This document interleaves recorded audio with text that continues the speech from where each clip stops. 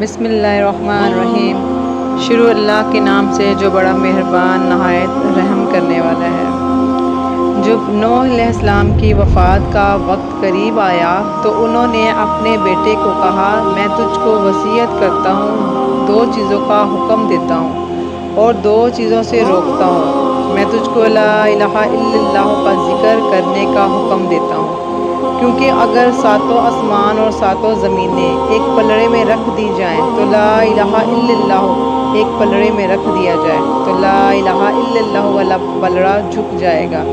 اگر 7 آسمان اور 7 زمین ایک حلقہ بن جائیں تو لا الہ الا اللہ ان پر حاوی اور بھاری ہو جائے گا۔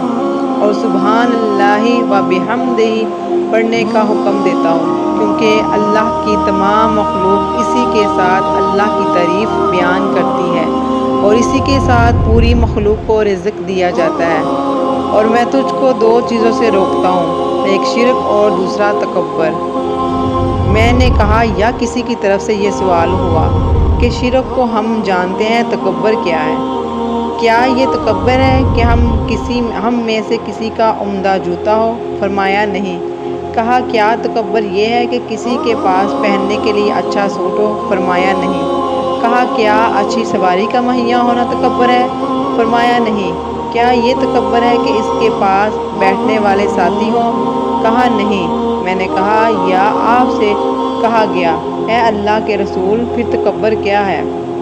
آپ نے جواب دیا، تکبر یہ ہے کہ حق کا انکار کیا جائے اور لوگوں کو حقیر سمجھا جائے۔